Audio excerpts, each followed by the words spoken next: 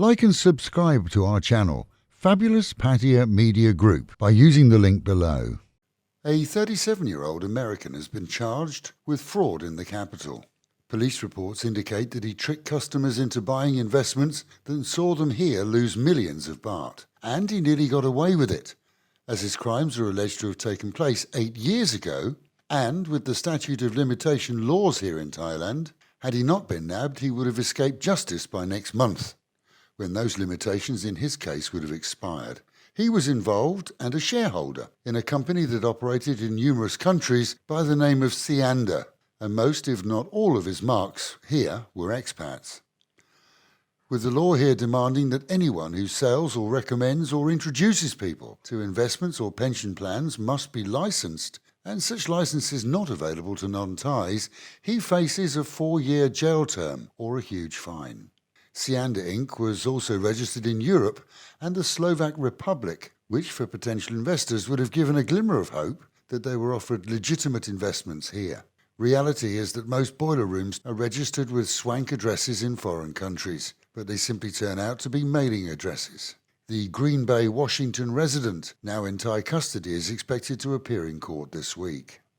Nonthaburi courts have now revised arrest warrants for 3 of the 5 remaining passengers from a boat trip which saw an actress fall into the Chao Phraya river and drown during a private party. In addition to charges associated with her death, they're also charged with making false statements, lying to police about the nature of the party, denying that any alcohol was consumed during the trip, and throwing evidence of their party over the side of the boat before the police came aboard. 100 million baht has been seized by police from a man thought to have scammed the dying abbot of a major group of temples in the capital. Following the passing of the aging abbot, others discovered monies missing from funds, and it's believed that the arrestee contrived to get the old man to sign blank withdrawal slips and reassigned the accounts to his own mobile phone, allowing him to do online banking and receive codes. Thai media reports that the actual amount stolen could be as much as 190 million baht. With jellyfish season approaching for most coastal regions, experts from Chiang Mai have been educating resort operators in the southern islands on treatment for those who are stung. Thai coastlines are home to some 9 types of jellyfish, and the specialists reminded all not to rub stings or attempt to remove needles from patients, but instead to douse the stung area with vinegar for at least 30 seconds and ensure that all are forwarded to clinics or hospitals with experience. Patients too should be monitored for breathing difficulties until handed over to medical experts. And it seems it works for at least one Phuket man.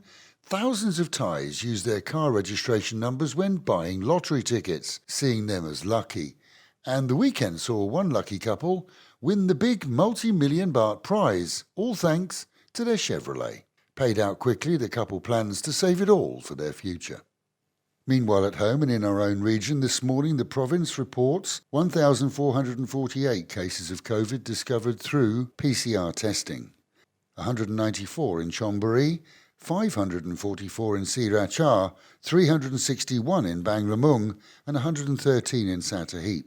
In addition, through clinics and hospitals, a further 4,752 people failed ATK testing. Nationally, the figures this morning: 24,892 new cases within the same 24-hour period, with 27,254 recovered, and 97 deaths attributed to the virus during that same 24 hours. Cold weather has hit much of Thailand, including our own area, over the weekend, and this morning sees temperatures drop by up to 8 degrees. Here in Pattaya early Sunday morning before dawn, it had the real feel of being in the teens. This irregular cold spell is expected to continue for a few days at least. Strong gales too spread across much of the north, east and central areas, causing power outages in some cases and even damaging buildings. However, daytime temperatures are expected to rise through the week to around 32 degrees for most days. And with the Met Office promising highs today of around 31, but dropping down to the mid-20s tonight. Local and national news today from Fabulous 103 FM and Fabulous Pattaya Media Group. And to get a notification every time we release another bulletin or program,